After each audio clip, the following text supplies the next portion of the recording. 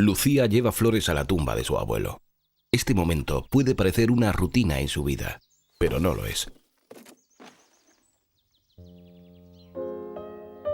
Durante 70 años no había tumba ni flores. Tan solo la memoria mantenía un vínculo inmaterial entre Lucía y su abuelo. El abuelo de Lucía se llama Alonso Román Chacón y fue fusilado en 1936 junto a otras 16 personas de Benamahoma y Grazalema. Sus restos, localizados en una fosa junto a la tapia del cementerio del Bosque, fueron recuperados en el año 2005.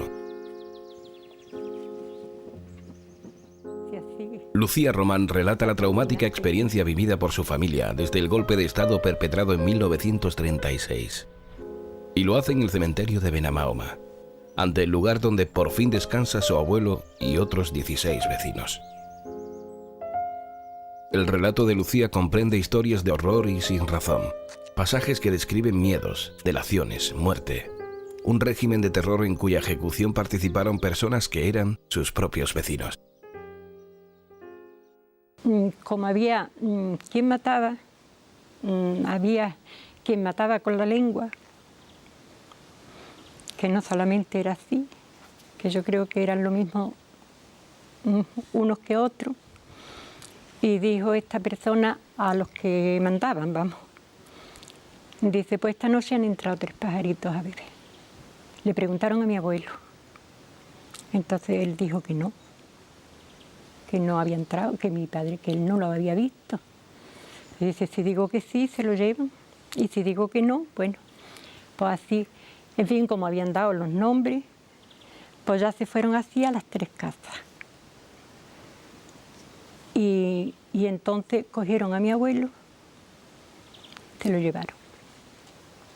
Después cuando quitaron a mi abuelo, pues cogieron a mi abuela, la pelaron, le cogieron 3, así le dejaron 3 pelos por un lado, 3 por otro, le dieron un purgante de aceite, resina, y la pusieron para suflearse de ella, después de haberle matado a su marido. La fosa del Bosque abrió una grieta en el olvido. 2 años después de su exhumación se promulgó la Ley Estatal de la Memoria Histórica, que, pese a sus limitaciones, aporta una nueva dimensión a una asignatura pendiente: recuperar la identidad de las víctimas de la guerra civil y el franquismo y favorecer su reparación moral. Objetivos que ahora se asumen como obligaciones de estricta justicia, como si fueran nuevas grietas para acabar con un muro de silencio que ha durado más de 70 años. La Diputación de Cádiz ha asumido la aplicación de la Ley de la Memoria Histórica en la provincia gaditana. A través de un programa de subvenciones, Diputación ha financiado iniciativas que dignifican y reconocen las vidas de miles de personas que fueron borradas del mapa y que, 70 años después, siguen en un limbo oficial como desaparecidos. Recuperar la memoria histórica, no solo recuperando cuerpos, sino recuperando y conmemorando los acontecimientos que tuvieron lugar y que produjeron estos resultados trágicos, yo creo que es una labor importante para una sociedad democrática. Y se ha resuelto pues desde proyectos de jornadas de memoria histórica, como es el caso del Ayuntamiento de Conil de la Frontera, con proyectos de becas de investigación, como es el caso de Jimena de la Frontera, incluso un proyecto de audiovisual que plantea Trebujena, e incluso el levantamiento de una escultura en homenaje a la libertaria en Paterna de la Ribera, o también el proyecto significativo e importante como es el de la exhumación de la fosa de las mujeres, que también venía contemplado en esta convocatoria. La exhumación de otra fosa, la de mujeres de Grazalema, es uno de los proyectos emblemáticos subvencionados por Diputación. De la fosa de Grazalema se han recuperado los restos de 16 personas, 15 mujeres, 3 de ellas embarazadas y un niño. Una de las asesinadas fue Catalina Alcaraz Godoy y es su hijo, Andrés Navarro Alcaraz, quien la recuerda. En 1936 Andrés tenía solo 8 años. Hoy mantiene frescos los recuerdos sobre la muerte de su madre y el expolio patrimonial sufrido por la familia. Yo sé que mi abuelo se había metido en política, pero era un político que se ponía en ese balcón, echaba sus mítines, aquí infinidad de personas escuchándolo, y más que todo se dedicaba a hablarle a los padres sobre el comportamiento en la casa. Él quería que los señores se portaban en su casa normal, no que se gastasen el sueldo y aparecieran por la casa borrachos y sin el sueldo. Padre, ¿su padre dónde está? Mi madre dice, mi padre ha huido hacia el norte. Entonces venga usted, la llaman y la fusilaron. Después de tenerla unos cuantos días detenido. Esos señores no pudieron informarse que mi madre no tenía delito de sangre ninguno, que no era ella una política, que ella era una mujer culta, pero una mujer de su casa, simplemente porque el padre de ella era político y luego cuando lo cogieron en Cartagena, lo juzgaron, vieron que no tenía delito de sangre ninguno. Aquí se juntaban 18 y 20 de la familia mía que estaban muy establecidos en Tetuán y estaban las casas montadas por todo lo alto. Pues nosotros lo montaron en el coche y aquí se quedó todo. No sé eso qué ocurriría. A mí me dijeron que varios del ayuntamiento de aquí se habían casado con los muebles que encontraron en mi casa, que cogieron de mi casa. El proceso abierto para recuperar la identidad de las víctimas con nombres y apellidos, así como sus proyectos vitales, parece imparable.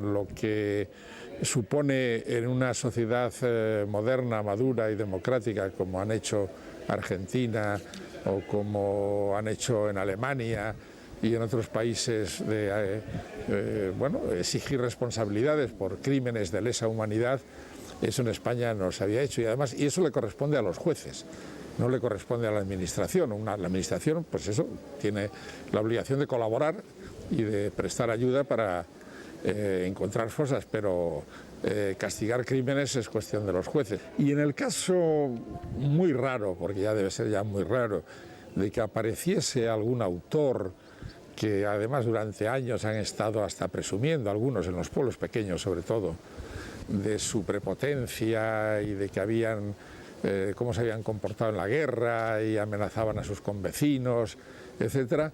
Si alguno de esos sobrevive y se demuestra su participación en paseos, ejecuciones, habrá que condenarle, pero por supuesto nadie propugna que entre en la cárcel porque por razones humanitarias y por su edad, pues lo lógico es que no entre en la cárcel, pero una condena como criminal de lesa humanidad me parece muy razonable, ¿no?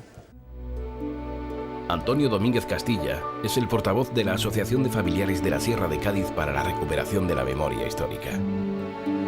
Dignificar a su hermano José, fusilado en 1936 y enterrado en la fosa del Bosque, ha sido una constante en su vida durante los últimos años.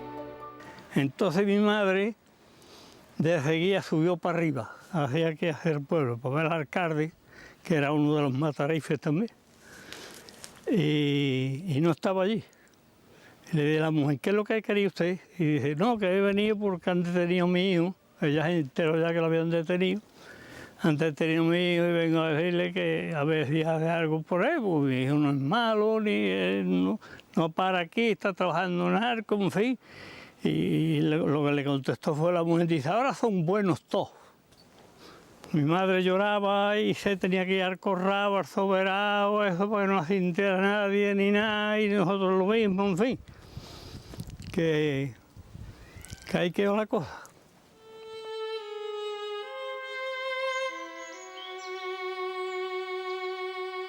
Antonio recuerda que en su pueblo apenas se disparó un tiro. Los golpistas entraron con el fusil al hombro. Sin embargo, la represión fue feroz.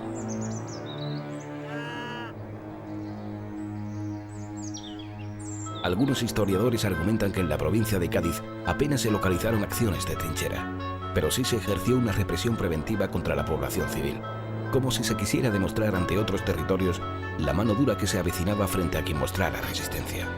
Antonio Domínguez recuerda el testimonio que un cabo relató a su hermana. Porque empezó a decir, nosotros entramos allí sin defensa ninguna, entramos con los fusiles al hombro. Y dije, yo no he visto gente más buena que la gente de Benamahoma. Allí hay un chiquillo que se junta con mis chiquillas y yo no he visto un chiquillo más. Y entonces ya mi hermano se puso a callar y dice, pues del mismo padre y de la misma madre ha sido el que usted ha matado. En esta plaza de Benamahoma fueron fusiladas centenares de personas de diversos pueblos de la Sierra de Cádiz. Eran ejecutadas en el muro que limita la plaza con la iglesia. Los cadáveres eran arrastrados por delante de la fachada principal de la iglesia y conducidos al cementerio viejo. Apenas 20 metros separan el lugar de ejecución de la fosa común.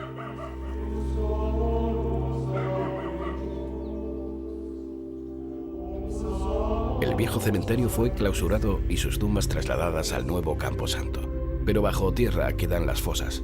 El Ayuntamiento de Benamahoma quiere exhumar los restos que aún queden y construir en este lugar el Parque de la Memoria. Se pretende tener lugares educativos, en valores educativos, donde las personas puedan tener espacio de poder reflexionar, poder saber qué ocurrió y poder evidentemente dejar el testimonio antes de que la mayoría de esa generación pues desaparezca desgraciadamente. Joaquín Ramón Gómez accede a las vivencias de las víctimas desde varias vías. Es historiador, pero antes de su licenciatura, con 14 años, ya recopilaba los testimonios de muerte y represión contados muchas veces en voz baja. Ha recopilado una tradición oral esclarecedora a través de entrevistas a más de 200 vecinos. En la actualidad, Joaquín es alcalde de la aldea de Benamahoma, perteneciente al término municipal de Grazalema, y vicepresidente de la Asociación de la Memoria Histórica y Justicia de Andalucía. Me gustaría que Isabel La Gonzala, María La Chispa, Antonia Jarillo, Isabel, todas esas mujeres que entonces me contaron sus historias, hoy pudieran ver que sus historias están concretadas, están certificadas y están registradas. O sea que los familiares que perdieron no están desaparecidos ni están yo lo definí hace mucho tiempo en los medios de comunicación, que esto es como las ciénagas del olvido, ¿no? Para las personas, enterrar a gente en medio del campo, en un hoyo, donde predomine el miedo, el olvido, la ignorancia, es pues como tirar a un animal al campo y dejarlo deteriorarse, ¿no? Y estamos hablando de seres humanos. No todos los proyectos sobre memoria histórica subvencionados por Diputación se plantean la exhumación de fosas. En Barbate se están sustituyendo los nombres de parte de su viario urbano.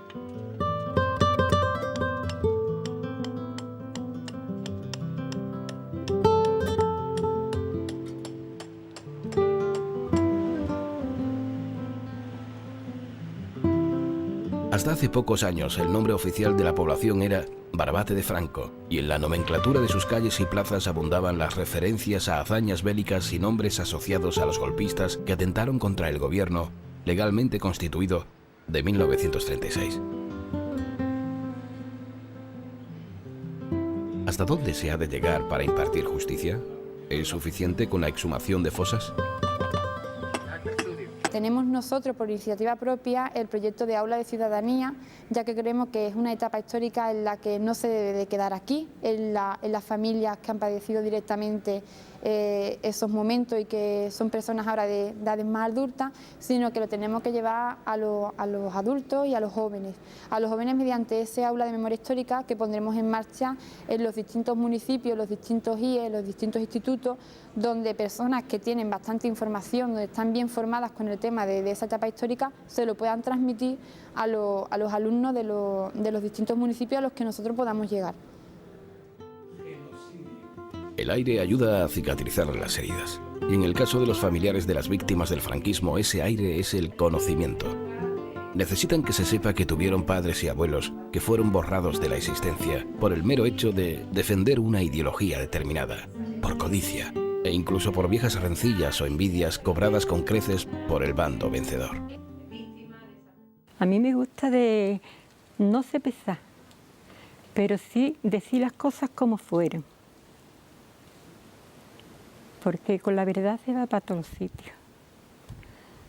Y entonces, como es así una cosa tan injusta, tan injusta, tan injusta, pues la verdad es que yo esto lo valoro mucho, mucho. Antes tenía mucho miedo y hoy no sé por qué, pero esto lo he llegado a perder. Porque digo, ¿qué miedo? Lo que hay es que luchar. Y ya está. Hay un movimiento de nietos en Madrid, sobre todo, y en otras provincias, que se han organizado, pero ahora el año pasado, porque se han enterado que sus abuelos fueron fusilados. O sea que con 30 años de democracia todavía la familia no se había atrevido a decirles a los hijos o a los nietos que su abuelo había sido fusilado. No sabían si había muerto de un accidente, de una pulmonía, ¿no? Y es porque todavía ese miedo está en los huesos de la gente, de mucha gente, ¿no? Los nietos no van a cejar. O sea, ellos ya no tienen el miedo que tuvieron sus padres y quieren rescatarse. Quieren rescatar a sus abuelos y a sus padres, porque ellos ya no tienen problemas de vivir en una sociedad democrática, viajan por Europa, etcétera, pero es magnífico verles cómo quieren rescatar la dignidad de sus padres y de sus abuelos.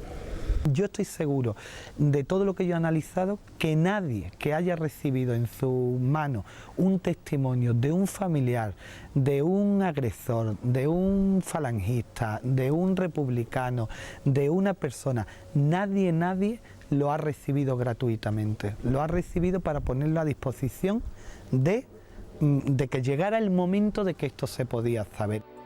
No reclaman venganza ni hay asomo de rencor. Solo piden que se conozcan y reconozcan los nombres y apellidos de quienes fueron borrados. Una flor, pero por lo menos se sabe que se la trae usted, que ya no está allí, que nos decíamos, estarán aquí, estarán para allá, estarán para acá, no, pues estaban tal como lo hicieron. Tal como lo hicieron, porque primero fue la mujer, detrás fue mi abuelo y así estaban en la foto. Mi madre, yo quería que mi madre hubiera vivido, que hubiera visto que el hijo hubiera vuelto a su pueblo, del que no tenía que haber salido en las condiciones que salieron, amarrados y sin derecho a defenderse ni ser defendido. Pero hay que odiar al sistema sobre todo, ¿comprendes? Al sistema que es capaz de crear esos monstruos que eran capaces de torturar a los seres humanos, porque de nada serviría, como decía anoche, que yo al salir en libertad me dedicase a buscar los que me golpearon, los que me... ¿comprendes? No, eso no sirve para nada. La venganza tiene que ser algo más serio y es acabar con ese sistema. Los proyectos para recuperar la memoria de los años más oscuros son beneficiosos porque aportan rigor a la historia y revelan conocimientos sobre personas que fueron doblemente profanadas. Primero acabaron con sus vidas y luego con su propio recuerdo. Pero sobre las necesidades históricas prevalece el consuelo de las familias por recuperar la dignidad de los suyos. Y a poder ser, que exista un lugar donde sus restos reposen en paz.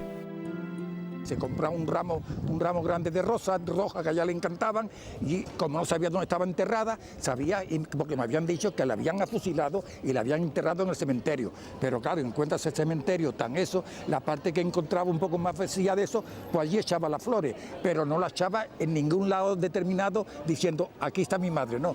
La echaban en cualquier lado, pero que en el cementerio se estaba.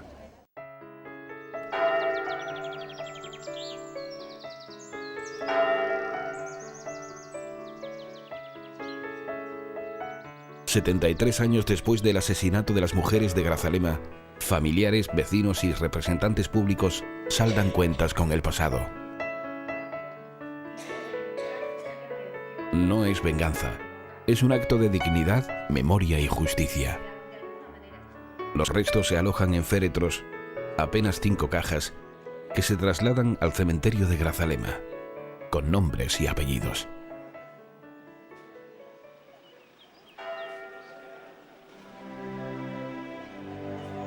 La fosa queda atrás. La memoria se abre paso y desemboca en un entierro digno para las mujeres de Grazalema.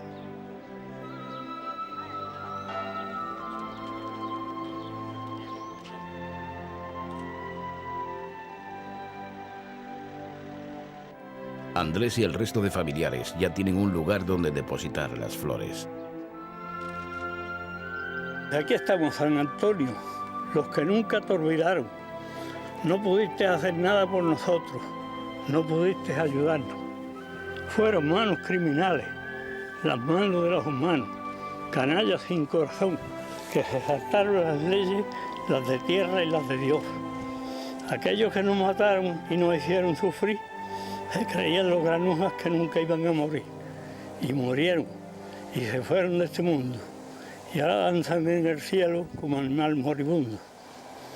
San Antonio, desde el cielo te queremos y siempre te hemos querido. Y desde la eternidad será para nosotros nuestro patrón preferido.